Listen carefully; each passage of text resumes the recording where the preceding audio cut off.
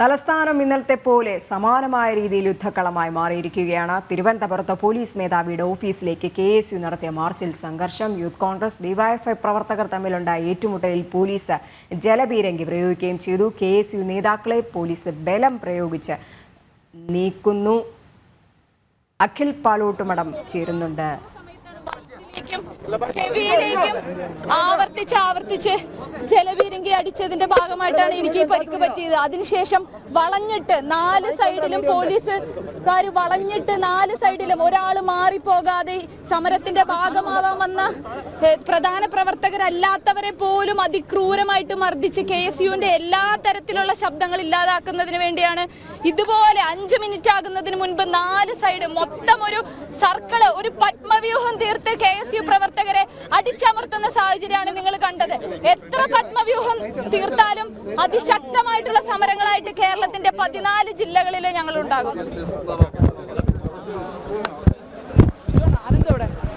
KSU പ്രവർത്തകരുടെ പ്രതികരണമാണ് കേട്ടത്. പോലീസ് പ്രവർത്തകരെ തല്ലി ചതച്ചുവെന്നും അതിക്രമം കാട്ടിയെന്നുമാണ് ഇപ്പോൾ അവർ വ്യക്തമാക്കിയത്. അഖിൽ പാലോട്ടുമടം ഉണ്ടെന്ന് കരുതുന്നു ലൈനിൽ.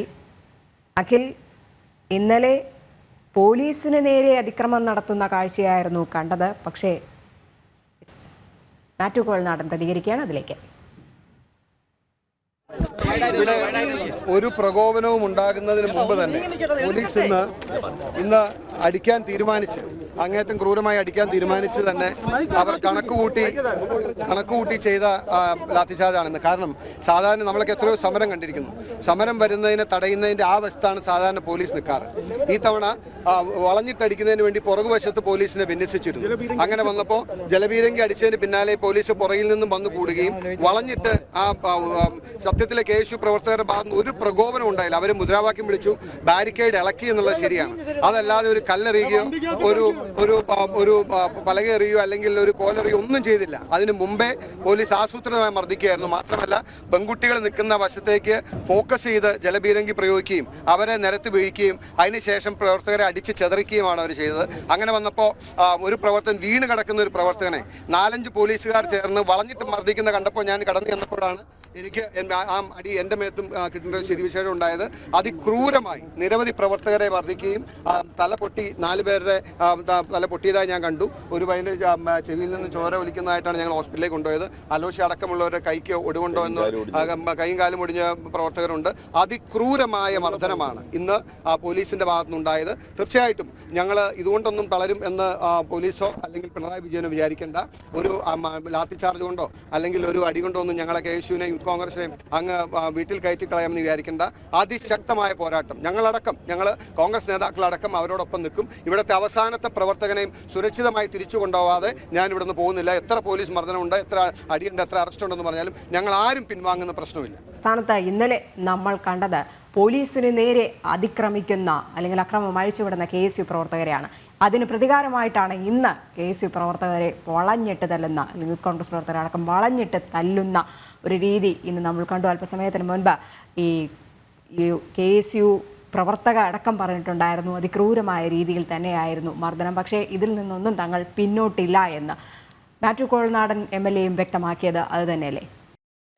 ഇന്നലത്തിന് സമാനമായിട്ടല്ല ഇന്ന് പോലീസ് ഒരു നിലപാട് സ്വീകരിച്ചത്. ഇന്നലെ മാർച്ച് തുടങ്ങി മണിക്കൂറുകളോളം പ്രവർത്തകരുമായി നേർക്കുനേർ നിന്നെങ്കിൽ പോലും ലാത്തി വീശുന്ന കാര്യത്തിൽ ഒരു സമീപനം പോലീസിന്റെ ഭാഗത്തു നിന്നുണ്ടായിരുന്നു. പക്ഷേ ഇന്ന് അപ്രതീക്ഷിതമായിട്ട് തന്നെയായിരുന്നു പോലീസിന്റെ ഒരു നീക്കമുണ്ടാകുന്നത്. പ്രവർത്തകർ ആദ്യം ബാരിക്കേഡിന്റെ കുലുക്കാൻ ശ്രമിക്കുമ്പോൾ തന്നെ പ്രവർത്തകർ ജലപീരങ്കി പോലീസ് പ്രയോഗിച്ചു. അതിനു പിന്നാലെ പോലീസിന്റെ അടുത്തേക്ക് എത്തിയ പ്രവർത്തകരെ ഉടനെ തന്നെ ഒരു ലാത്തിചാർജിലേക്ക് പോകുന്ന തരത്തിലേക്ക് പോലീസും മാറി. ഒരു പെട്ടെന്ന് തന്നെ ഈ പോലീസും പ്രവർത്തകരും തമ്മിൽ നേർക്കുനേർ നിന്നുകൊണ്ടുള്ള ഒരു കയ്യാങ്കളിയിലേക്ക് പോകുന്ന ഒരു സാഹചര്യമുണ്ട്. നിരവധിയായിട്ടുള്ള പ്രവർത്തകർ ഇപ്പോൾ പരിക്കുപറ്റിയിട്ടുണ്ട്. അത് പെൺകുട്ടികൾക്കടക്കം പരിക്കുപറ്റിയിട്ടുണ്ട് എന്നതാണ് ഇവിടെ മാർച്ച് ഉദ്ഘാടനം ചെയ്യാനെത്തിയ മാത്യു കോൾനാടൻ MLA അടക്കം ആരോപിക്കുന്നത്.